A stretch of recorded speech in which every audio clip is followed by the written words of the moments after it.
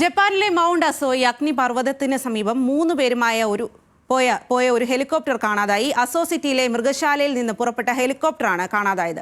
Mount അസോയിലെ 5 കൊടുമുടികളിൽ ഒന്നായ നക്കഡേക്കിന്റെ ഗർത്തത്തിനുള്ളിൽ വിമാനത്തിന് സമാനമായ ഒരു വസ്തു കണ്ടെത്തിയതായി പോലീസ് പറഞ്ഞു. മുബാറക്കാണ് കൂടുതൽ വിവരങ്ങളുമായി ചേരുന്നത്. മുബാറക്, ഈ കണ്ടെത്തിയിരിക്കുന്നത് ഈ കാണാതായ ഈ ഒരു വിമാനമാണോ? എന്താണ് ഇക്കാര്യത്തിൽ കൂടുതലായി പോലീസ് പറയുന്നത്? എങ്ങനെയാണ് ഈ അപകടം സംഭവിച്ചത്?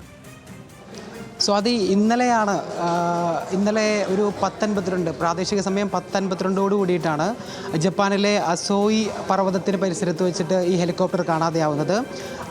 സമീപത്തുള്ള അസോയി നഗരത്തിലെ ഒരു മൃഗശാലയിൽ നിന്ന് വിനോദസഞ്ചാരത്തിനായി പറന്നുയർന്ന ഒരു വിമാനമാണ് കാണാതായിട്ടുള്ളത്.